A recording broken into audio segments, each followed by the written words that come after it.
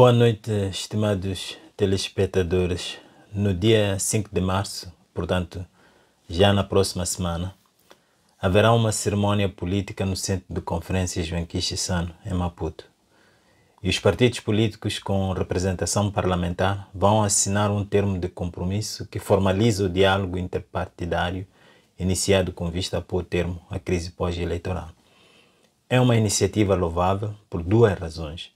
A primeira é que o diálogo marca a aceitação explícita da validade dos resultados eleitorais. Isto não significa que os partidos políticos concordam com a forma como o processo foi conduzido, nem com o resultado. Significa apenas que decidiram usar esse desfecho como base para pensar o futuro político do país. Isto revela um profundo sentido de responsabilidade política. A segunda razão que torna a iniciativa louvável é a forma como ela reitera uma forma de fazer política que claramente rejeita a violência a favor do diálogo construtivo. A ideia romântica que algumas pessoas têm, segundo a qual a violência ou a sua pregação constitui uma forma útil de fazer política, é negada pela nossa história e pela história de toda a humanidade. O meio mais seguro de mudar é a reforma, não a revolução. Agora, nada disto quer dizer que a coisa vá ser fácil. Para já, uma das razões que explica por que nos encontramos nesta situação é que raramente houve boa fé nos nossos processos negociais. Eles sempre foram vistos como oportunidades para recuperar forças e continuar a agir no interesse próprio, não no interesse do país. A paz de Roma ressentiu-se muito disto, razão pela qual a paz definitiva se tornou necessária. Uma paz que imediatamente foi contrariada pela má fé do governo ao introduzir a figura do secretário de Estado no nosso ordenamento político. Essa figura não só aumentou os encargos do Estado, como também minou a ideia de soberania ao colocar o representante do chefe de Estado acima do governador escolhido pelo povo. Portanto, não vai ser fácil este processo, e isso por duas outras razões fundamentais. Primeiro, o diálogo interpartidário, nas condições da nossa democracia deficiente, não é realmente um diálogo interpartidário. É um diálogo entre as cúpulas de partidos. Isso faz muita diferença. Seria bom, por exemplo, que antes dos partidos assinarem o termo do compromisso, cada um deles reunisse com os seus membros para auscultar a sua opinião. O objetivo seria de saber o que os membros pensam, se eles alinham com os termos ou se têm reticências que podem fazer com que não deem o devido apoio ao que resultar desse diálogo. Democracia é isto. Não é apenas eleger ou sentar no parlamento e fazer barulho ou adular o respectivo presidente. Democracia é articular com as bases e garantir a sua adesão.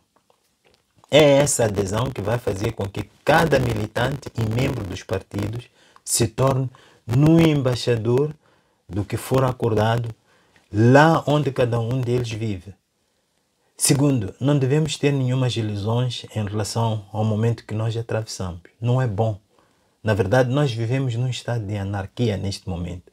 Praticamente qualquer pessoa pode chamar os seus amigos, ir à rua e bloqueá-la, ir a uma loja ou a um empreendimento industrial e exigir a redução de preços. Enfim, fazer o que lhe der na gana, desde o momento que ache ter uma boa razão para tal. E essa boa razão não precisa de ser realmente uma boa razão. O único em que a pessoa precisa de acreditar é na ideia de que a necessidade de satisfazer os seus desejos ou resolver os seus problemas constitui razão suficiente para violar os direitos dos outros e destruir infraestruturas públicas. E a pessoa vai ganhar coragem para fazer isso porque sabe que existe um exército de iluminados na nossa terra que defende do conforto dos seus telemóveis e computadores a ideia de que é preciso destruir para poder construir. A anarquia que atualmente vivemos coloca um enorme desafio à estabilidade política do país. Se o diálogo não tiver nada a dizer sobre isso, pode se revelar um nado morto. A crise pós-eleitoral abriu espaço para algumas pessoas adotarem métodos de reivindicação dos seus direitos que revelam a disfuncionalidade do nosso sistema político. As pessoas votam, as pessoas pagam impostos, mas na verdade não se revêem nas instituições democráticas. Não sabem ou não têm onde reclamar quando precisam de se fazer ouvir. Então há aqui um eleitorado entregue à sua sorte e de fácil manipulação por demagogos. É importante que os partidos políticos recuperem este eleitorado e lhe deem os canais de articulação que ele precisa de ter, não só para se identificar com as instituições políticas, como também para fazer parte do processo político.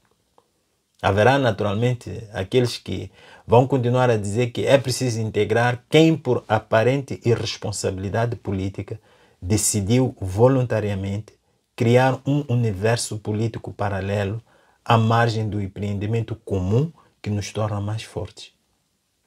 Será necessário tornar claro para esses compatriotas que as portas estão abertas para quem vê na política responsável o meio mais adequado de salvar Moçambique. Então, boa noite mais uma vez e até a próxima semana.